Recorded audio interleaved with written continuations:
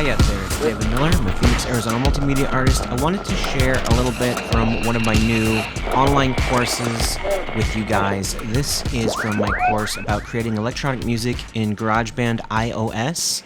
And in this course, I utilize the iPad version of Garageband to show you how I make retro techno and trip-hop, hip-hop type music. So this is a small segment from the course. It focuses on how to make trip-hop / hip-hop music. I utilize samples from the site Splice, and I show you how I use external sounds in Garageband and also how to use some of the DJ tools. So let's dig into it. The next kind of track we are going to make is a hip-hop or trip-hop track. I'm going to pick new. I'm going to pick instrument because we are going to work with sound samples. Now, in our techno track, we already saw in this tracks menu the loop region, and we had access to all these Apple loops. These are things that I got directly from Apple. They were free packs. Some of them were with the company Red, which is a charity that fights AIDS, and they had GarageBand loops available if you, I believe, donated $1 or something. And there's also things that you get with the sound library. For my trip-hop song, I'm going to pick a BPM around 100. And instead of starting with drums that are internal with GarageBand, I'm going to start with an audio file loop that I have imported. Importing audio loops will be its own separate lesson towards the end of this tutorial, but for now, I'm going to show you how I start with a beat, and we're going to use some of the DJ tools that GarageBand comes with. Now, I have a lot of sounds on my iPad that I can access in GarageBand, and as you can see, there is not a super consistent naming structure to them. Car crash, roll 3 times, and ones that start with the BPM. Sounds that have no BPM. Since I imported the majority of these through a sample site called Splice, because I imported the majority of these sounds through a sample site I have a subscription with called Splice, most of them have a BPM. If I type 100, which is the BPM of my trip-hop track, I get a lot of things that are 100 BPM.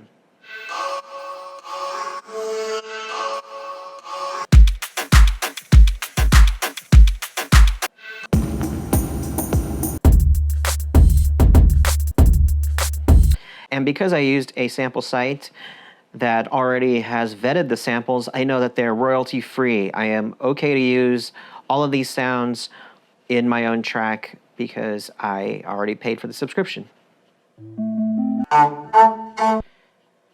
If this isn't a beat, if it's something that has a sound, then it also has the key it's in, the major notes or chords.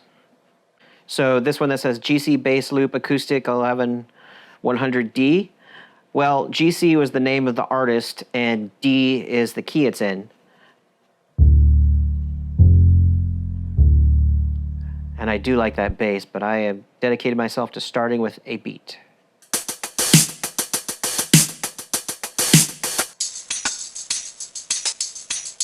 Okay, like that sound. Going to loop it.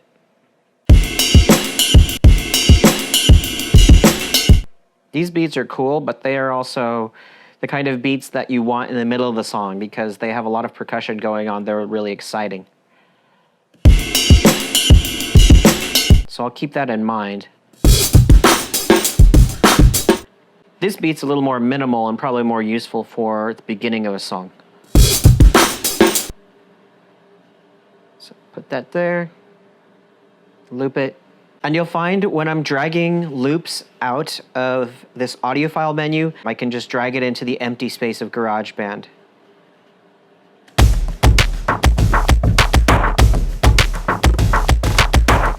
I'm going to take 2 beats, I'm going to merge them. Let's see what they sound like together.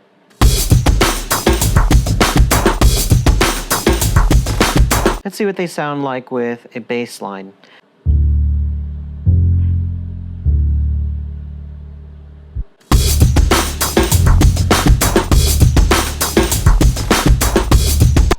That sounds great. Very menacing. I'm going to start my song off that way. Duplicate that first section. Start bringing in some other instruments.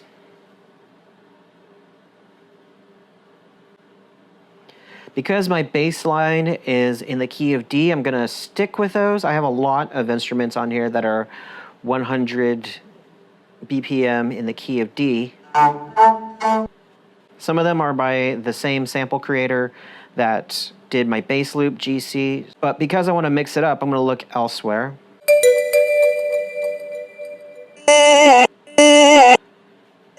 So I like this vocal chop sound. But I want to mess it up. This is one that's pretty distinctive, and it has space in between that might be good for an echo.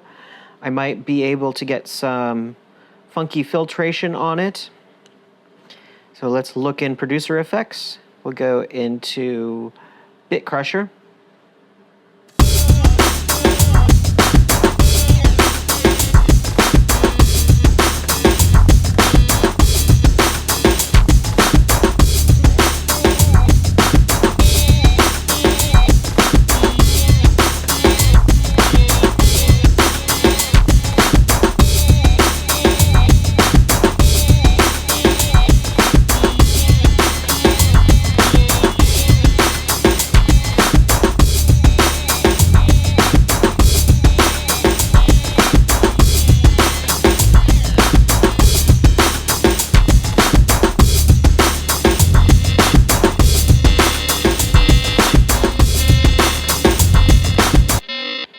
So I turned it in, I transformed it from a voice into something that has a lot more of a, like a staticky sound to it.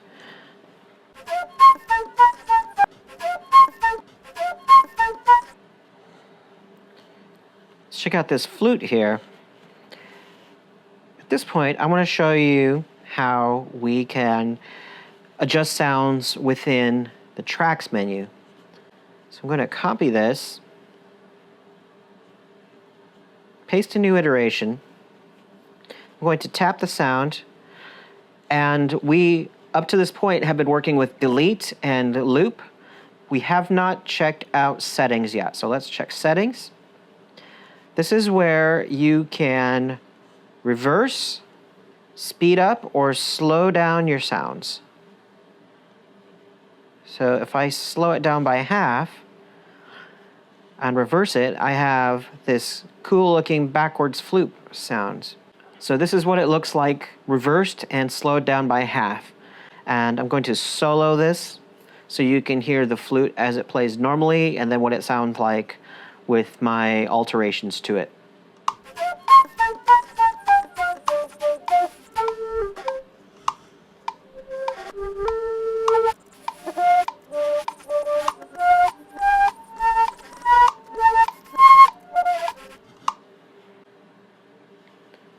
So drag this to here,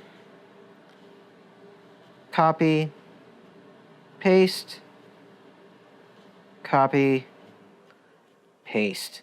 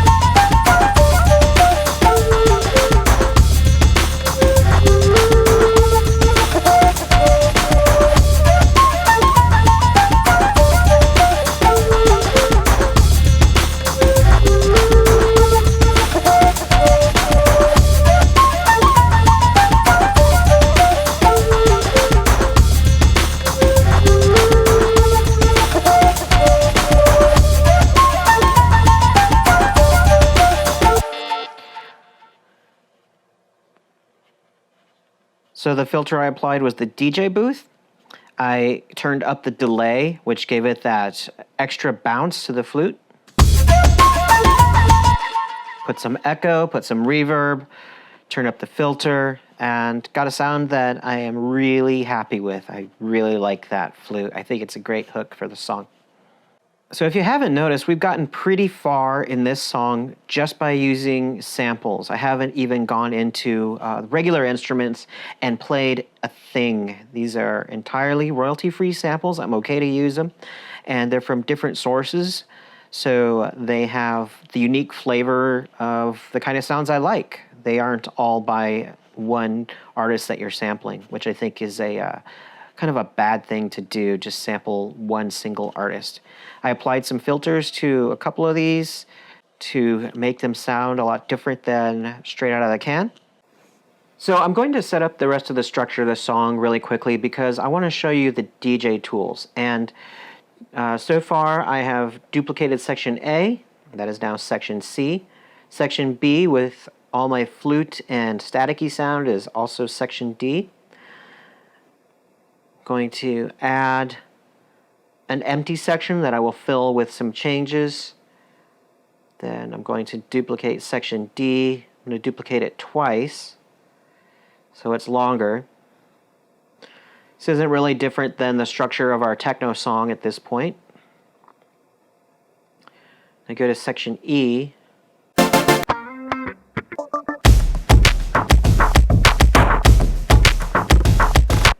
Put the panic beat back in there.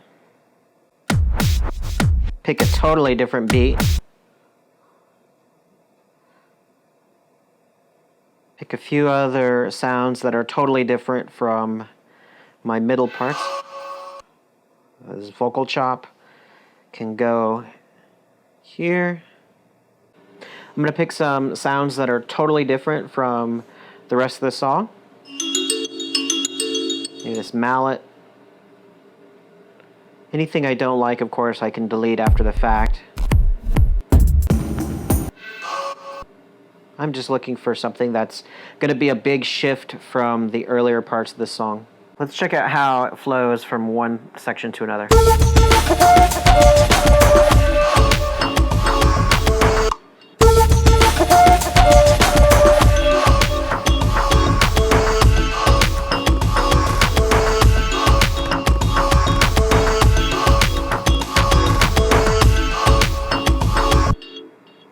Pretty fun. The next element I wanted to show you, though, involves the entire song, and that is the DJ FX. So in the upper left corner, tap that. You're going to see these tools. And we have a filter, we have a beat chopper, we have reverse, we have scratching, we have stop, we have a bit crusher, which makes it sound like a video game, and we have the repeater. I'm going to play the entire song, and I'm going to apply DJ effects to everything. If I make a mistake, I can go back and cut out my mistake, but the idea is that I have a song that is pretty stable and consistent all the way through, but is going to have a bunch of different DJ sounds that make it lively.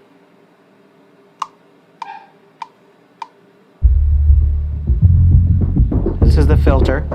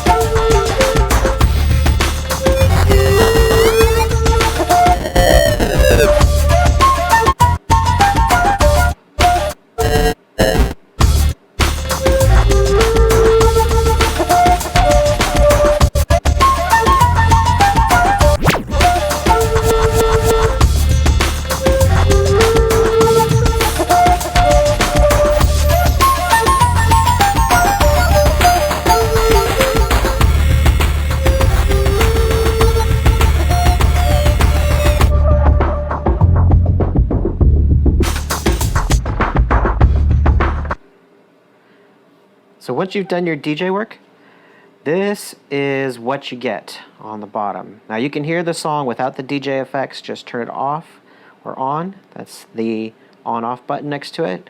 And certainly you can delete the whole thing entirely.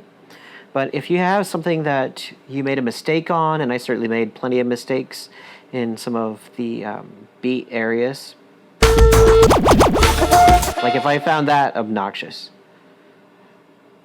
go into split,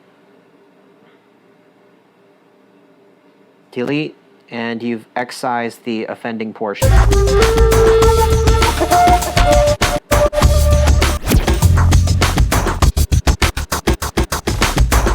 So if you're interested in learning more about working GarageBand on your iPad or iPhone, check out the coupon code below and talk to you next time. Thanks for watching. Subscribe for more creative tutorials, gear reviews and video art.